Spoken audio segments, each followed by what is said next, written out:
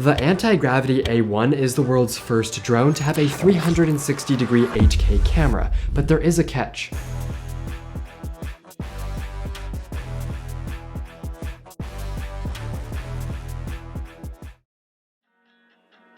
The way this works is there's two ultra-wide cameras on opposite sides of the drone, then with some advanced software, it's able to stitch the two videos together, creating the 8K 360-degree video with some impressive stabilization. Later on, of course, when you're reframing on your phone or computer, you can pick the exact angle, aspect ratio, and field of view you want. For beginners, this might sound overwhelming. Thankfully, there are some reframing features like auto edit or AI tracking. Also, it's worth mentioning, to make the whole 360 thing work, they have these little landing gear that fold up after takeoff, so it's not blocking the shot. Overall, I think the 360-degree camera is a great idea because you're able to just fly without thinking about the angle and maybe even capture some things you weren't expecting. But there are some cons that we'll get to in a minute. Next, to fly the drone, you use the included motion controller and vision goggles. These vision goggles use micro OLED displays, which are very clear and give you an immersive flight experience, especially with all of the visualizations you can add. There's also a display on the outside so someone can see what you're seeing. Now, to actually control the drone, there are two modes. My favorite is called FPV mode, where the camera view is always fixed to where you're going, and then you turn and twist the motion controller to change flight direction. Keep in mind the drone is always filming 360-degree footage no matter which way you're flying or looking. It's also important to know that there's features like active track, so the drone will follow something you've selected, Sky Genie, which can do a bunch of shots automatically, and there's a brand new voice assistant so you can just tell it what you want the drone to do, like take off or land. Moving on, we need to talk about the specs. Like other expensive drones, this has position sensors and GPS to make sure it stays stable in the air. The drone's top speed is 36 miles per hour in sport mode. You can fly a little over 6 miles away without losing signal. It has auto return to home and obstacle avoidance sensors. The cameras have 1/1.28-inch sensors, replaceable lenses, and are capable of 8K at 30 frames per second or 5.2K at 60 frames per second. Now, the actual drone itself has a very small folding design that's under 250 grams if you use the smaller battery that gets 24 minutes of flight time. However, in the real world, you will get less, which means you probably want to upgrade to the heavier, larger battery that gets 39 minutes of flight time. Okay, this is a pretty solid drone with some pretty solid specs, but the Antigravity A1 has a catch that I was telling you about at the beginning. You see, while it technically shoots 8K video, that's the full 360-degree resolution.